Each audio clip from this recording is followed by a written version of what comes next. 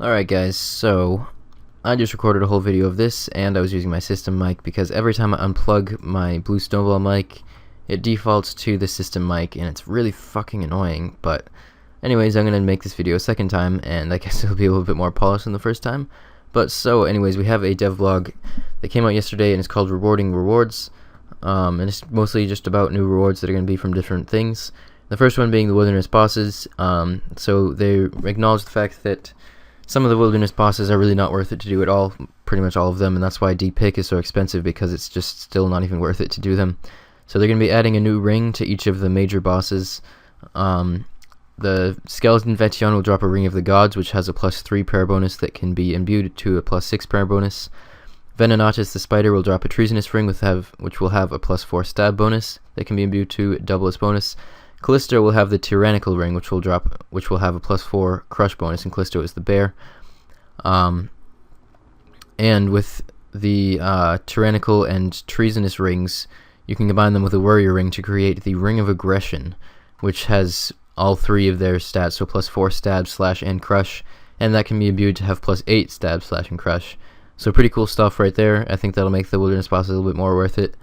So the questions are all about that.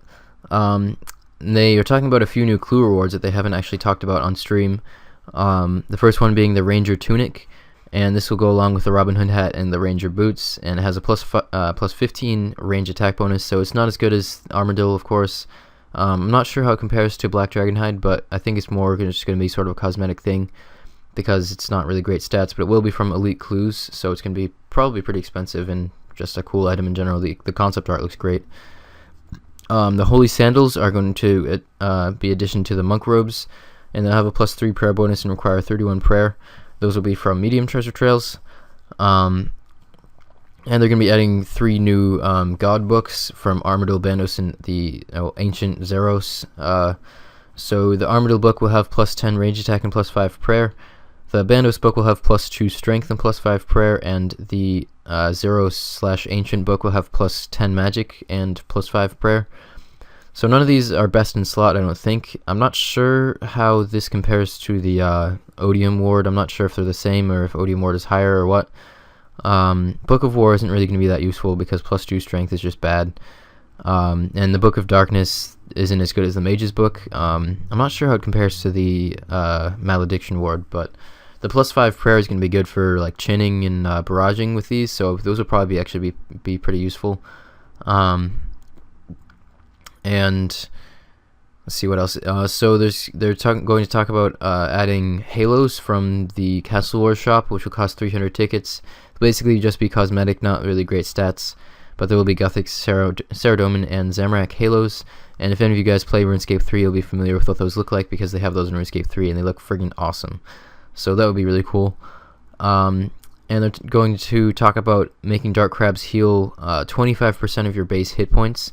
So that way they would heal 24 if you're 96 plus hit points, 23 if you're 92 plus, and just go down as your hit points level goes down, which I think is a pretty good idea, because they did pull having them just heal 24 all the time instead of 22, and that didn't pass by a fairly small amount. And people, the main concern that people had was the fact that it would be a little bit too OP for lower level PKers, because they'd just be able to heal too much. But at high level PKing, you can really out hit people's ability to heal in a lot of cases, so I think that's a pretty good solution. And next is another reward for Marks of Grace, and so they're going to be adding the Stamina Potion, and this will be created by adding an item called Amylase to the Super Energy Potion.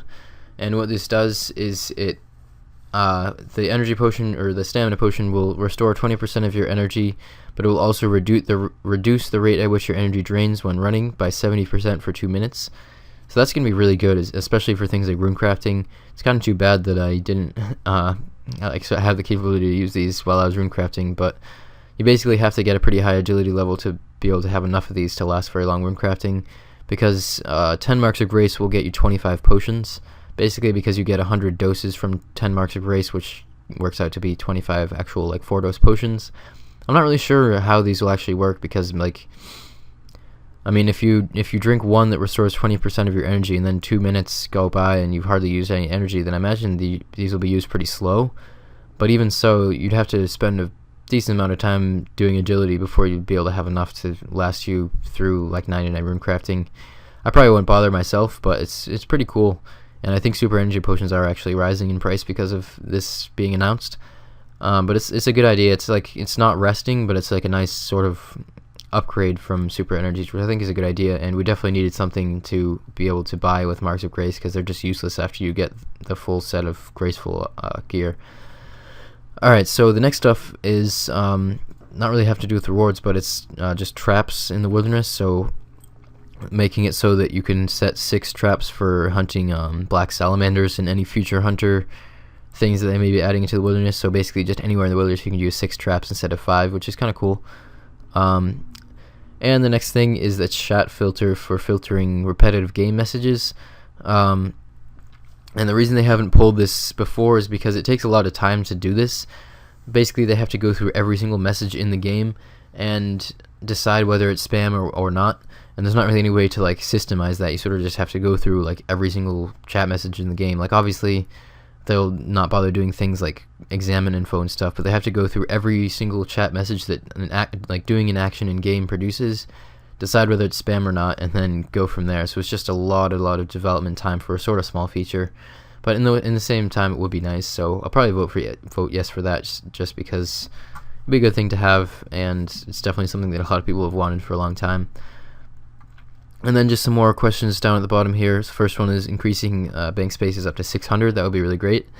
Increasing the ACK value of Pharaoh Scepter to 50k, so that it will protect over a lot of stuff. Before, it doesn't even protect over like potions and stuff. So if you bring like 3 potions with you to Pyramid Plunder, then if you die you lose your scepter, which is just ridiculous. So I'm glad they did that. A pause option to auto chat, I guess that'd be good. Buffing the drop table of Kalphite Queen so that the regular drops will be more valuable. That's definitely a good idea, because at the moment, unless you get a D-Chain, it's basically you don't get anything good from Kalphite Queen. And the drop rate for D-Chain is pretty low, so I think that would be a good idea. It would bring a little more interest back to Kalphite Queen, since it's not really the greatest boss to do as far as actual like money and efficiency and stuff like that, but still it's fun to do at the same time. Right-click teleport options to the player-owned house Amulet of Glory. That's always a good idea. And this one is something. This is honestly the best thing in the whole entire devlog to me. Increasing the click zone on the POH Amulet of Glory. Abyssal Rifts. Thank God. Rope swings and wilderness levers. If you guys have ever runecrafted, you'll know that it's such a pain in the ass to click on the rifts in the abyss. They just have such a tiny click zone, and it's so frustrating. And some of the things like the rope swings and stuff like that for agility are also kind of annoying. So just increasing the click zones on those so that there's a wider radius that you can click that will activate that is just a great idea in my opinion. And finally, they cater to the people who suffer from that, I guess you could say. So I'm happy about that. Next one is blocking walk on permanent fires within the Rogue's Den. So people wouldn't be able to stand on the fire that lots of people cook at. I think that's a pretty good idea, because it's just kind of annoying when people are standing on it. Two leprechauns able to note tree roots. Sure. I don't know if anyone actually collects tree roots. And the last one is should chat from your dueling partner be visible in the trade chat tab. That'd probably be a good idea. So that's it for this devlog. Hopefully you guys have enjoyed this video. Lots of cool stuff that's going to be pulled probably next Thursday, since that's generally when we see the polls come out. So anyways guys, thanks a lot for watching. Hopefully you guys have enjoyed this video. Link to the devlog will be in the description as always. Please hit that like button if you liked it, and subscribe if you want to see more, and I will see you guys in the next one.